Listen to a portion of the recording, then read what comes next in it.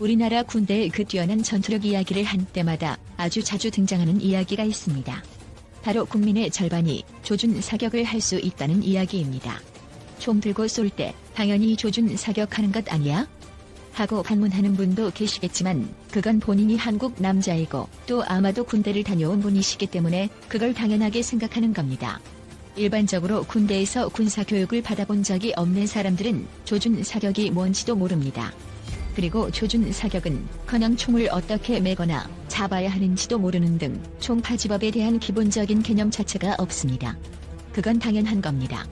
그래서 가끔 TV에서 군대를 안 다녀온 정치인이나 여자분들이 부대를 방문하여 총을 건네받고 사진 같은 걸 찍게 되면 특히 개머리판을 어디에 두어야 할지를 몰라 광대 견착을 넘어 안구 견착이라는 정말 귀한 장면을 연출하게 되는 것입니다. 하지만 그분들의 관대와 안구는 매우 소중하기 때문에 그 자세로 사진만 몇 컷 찍을 뿐 다행히 격발까지는 하지 않습니다. 그런 반면 대한민국의 거의 대다수 일반 남자들 아무에게나 그냥 아무 사냥 없이 K2 소총 한 자루 건네주면 완벽히 파지된 상태의 안정적인 조준 사격 자세가 1초 만에 나옵니다. 그리고 좀 시간이 남는다 싶으면 서서 쏴를 시작으로 앉아 쏴와 엎드려 쏴 등 다양한 사격 자세를 즉각 보여줄 수도 있으며 그래도 또 시간이 남는다 싶으면 무려 그 소총을 분해하여 청소한 후 다시 조립하는 모습까지 보여줄 수 있는 사람들이 대한민국에는 현재 대략 2,500만 명이나 있습니다. 이렇게 국가의 거의 모든 남자가 총을 자유자재로 다룰 수 있는 나라는 우리 주변에 딱 두 곳밖에 없습니다. 바로 한국 그리고 북한뿐입니다. 미국을 포함 세계 어디를 가보아도 이렇게 많은 사람들이 또 이렇게 전문적으로 총 다루는 법을 훈련받은 곳은 없습니다. 나약한 자는 절대 살아남을 수 없는 곳이 바로 이 한반도입니다. 상황이 이렇다 보니 한국군의 사격 능력 또한 엄청 뛰어납니다.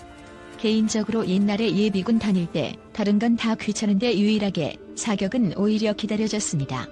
민간인이 실제 총을 야외 사격장에서 그렇게 쏠 수 있는 기회는 현역 대랑 예비군 때밖에 없기 때문에 총 쏠 때 나는 그 고막 때리는 벼락 같은 소리와 뭔가 다시 내가 남자가 된 것 같은 그 고소한 화약 냄새가 참 좋았습니다.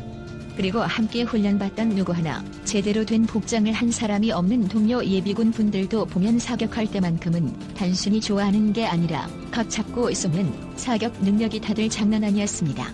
한두 발 대충 쏘는 것으로 바로 0점 잡은 다음 거의 스나이퍼 수준으로 만발 명중시키시는 분들도 계시고 또 옆에서 좀 못하는 것 같으면 남동민 병이는 한국인 특성상 그쪽 사로로 몰아주어 각각 10발 주고 쏘는데 어떤 관역판에는 구멍이 20개나 있어 불쌍한 조교는 또 한숨 쉬고 실제 전쟁이 벌어져도 200m 안에서만 총격전이 벌어진다면 한국 남자들 대부분 거의 특등사수 수준으로 싸울 수 있을 듯 보입니다.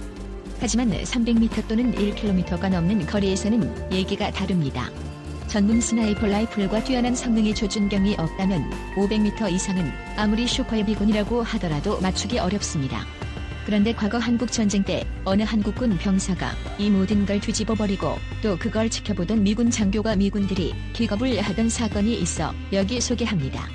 1953년 한국군과 중공군의 대치가 가장 치열했던 격전지 중 하나인 금성고지 전투에 참전했던 미국군 7사단 소속 존 리차드 카펜터 소유의 회고록에 따르면 강원도 금성고지의 깊은 계곡을 사이에 두고 북쪽 중공군과 남쪽 연합군은 대치 상태에 들어가게 됩니다. 그들은 꽤 오랜 시간 대치 상태에 들어가게 되었는데 이 미군 장교는 매일 망원경으로 상대편 진지를 살펴보았습니다. 그런데 매일 보다 보니 한 가지 특이한 상황을 찾아냈습니다. 바로 상대 중공군의 지휘관으로 보이는 장교가 매일 아침 같은 시간에 같은 장소로 나와 매일 똑같은 행동을 하는 것입니다. 그 중공군 지휘관은 매일 아침 같은 시간에 벙커 밖으로 나와 연합군 측을 바라본 채로 쪼그려 앉아 똥을 누웠습니다. 망원경으로 보면 연합군 진영에서 그 모습이 훤히 보였지만 저격을 하기에는 그 계곡이 너무 깊어서 연합군 측 저격수가 그를 쏘려고 몇 번 시도하였지만 거리가 너무 멀어 소총으로는 닿지 않아 번번이 실패했던 상황이었습니다.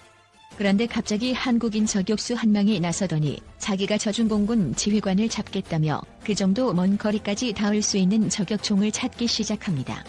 하지만 안타깝게도 당시 연합군이 가진 저격총 중에는 그렇게 먼 거리를 날아가 저격할 수 있는 총이 없었습니다.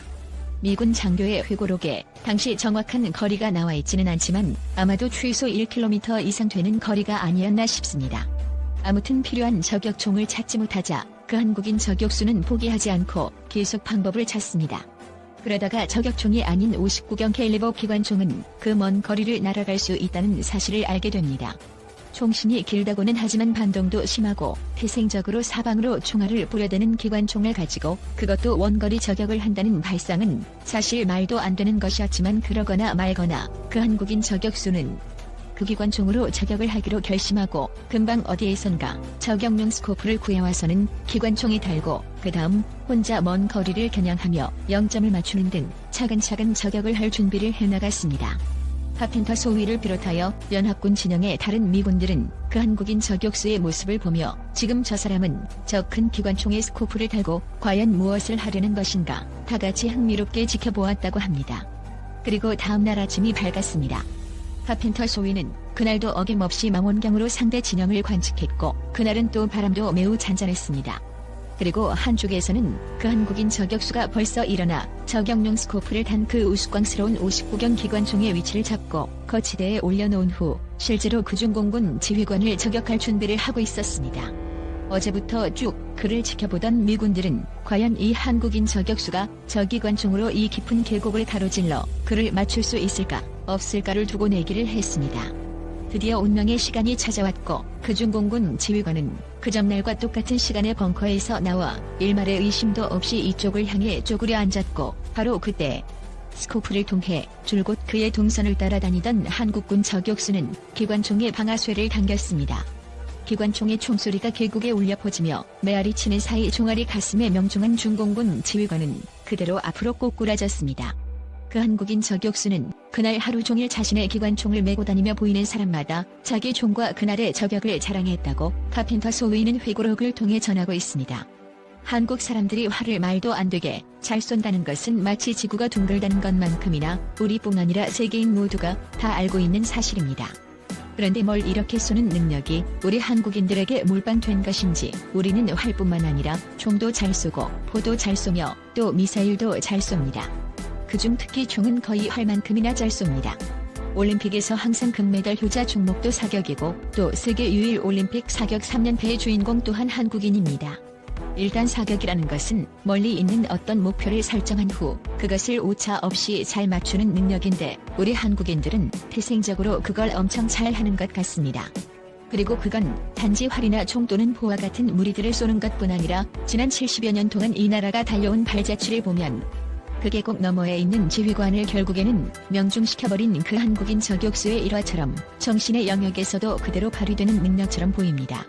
그런 귀한 재능을 잘 살려 현재 빠르게 재편되고 있는 국제 외교와 경제 패러다임의 이대혈안기 속에서 곧 이 모든 게 정리되고 나면 포스트 코로나 시대에 우리가 있어야 할 가장 이상적인 대한민국의 미래 자상을 마치 저격총이 조준경을 들여다보듯 신중히 잘 찾아 그걸 관역 삼아 계곡을 가로지르던 그 총알처럼 흔들림 없이 똑바로 나라가 명중시켜 그 미래를 꼭 이루었으면 좋겠습니다.